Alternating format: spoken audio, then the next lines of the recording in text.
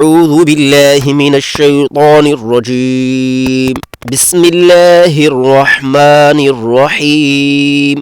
ہمارے معزز سامعین، آپ کا یہاں پر تشریف لے آنے کا شکریہ۔ ہماری بات کو مکمل سماعت فرمائے۔ اللہ تعالیٰ آپ کو تمام تکلیف و مصیبتوں سے بری فرمائے۔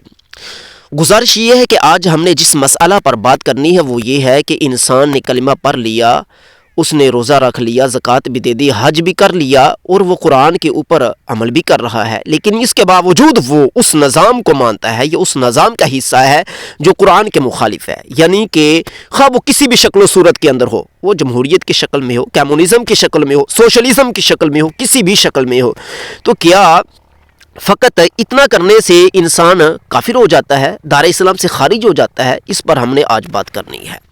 اللہ تعالیٰ ہمارے مسلمانوں بھائیوں کو ہدایت عطا فرمائے، جو خود کو مسلمان کہتے ہیں اللہ تعالیٰ سب کو ہدایت عطا فرمائے۔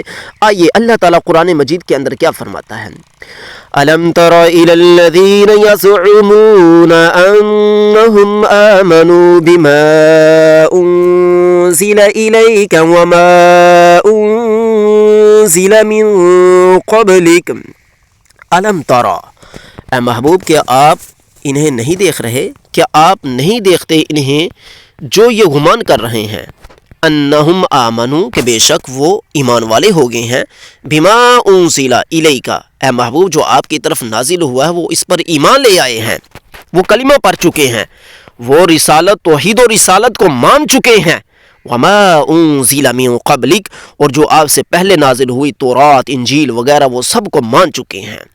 اللہ فرماتا ہے ایسے لوگ ہیں اے محبوب تم دیکھ رہے ہو، ایسے لوگ بھی ہیں جو یہ کہہ رہے ہیں، وہ سمجھ رہے ہیں کہ ہم تو مسلمان ہیں، کیا ہم قرآن کو نہیں مانتے؟ کیا جو نبی پر نازل ہوا ہم اس کو نہیں مانتے؟ ہم اس کو مانتے ہیں، ہم کلمہ پڑھتے ہیں، ہم توحید والے ہیں، ہم رسالت والے ہیں، ہمارے بچے قرآن پڑھتے ہیں، ہم اپنے گھروں میں قرآن پڑھتے ہیں، ہم رسالت والے ہیں، ہم نبی کو مانتے ہیں، اس کی نعتیں پڑھتے ہیں، ہم تقریریں اور خطابات سنتے ہیں۔ اللہ تعالیٰ اس آیت کے اندر جواب دے رہا ہے کہ اے محبوب وہ لوگ یہ گمان کرتے ہیں کہ وہ مومن ہیں، وہ ایمان والے ہیں، وہ جو کچھ نازل ہوا اس پر ایمان لائے ہیں، جبکہ آیت میں جو اللہ تعالیٰ وضاحت سے فرمانا چاہتا ہے وہ آگے سنیے۔ اللہ تعالیٰ فرماتا ہے یریدون ان یتحاکموا الی الطاغوت،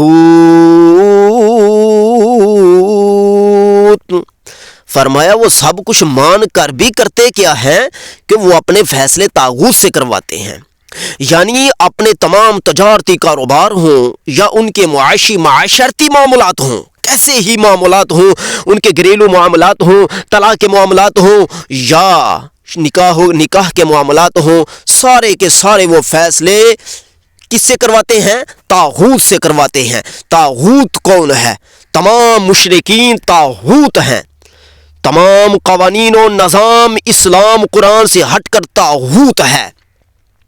اللہ تعالیٰ نے آپ کو عقل عطا فرمائی ہے، اسے آپ سمجھ سکتے ہیں کہ دنیا کے اندر پرچیوں کے نظام طاغوت ہیں، دنیا کے اندر جمہوریت کمیونزم کے نظام طاغوت ہیں۔ یہ قرآن کی تعلیم ہے، میری تعلیم نہیں ہے، یہ قرآن کہہ رہا ہے یریدون ان یتحاکموا الی الطاغوت، وہ طاغوت سے فیصلہ کرواتے ہیں، وہ طاغوت سے فیصلہ چاہتے ہیں۔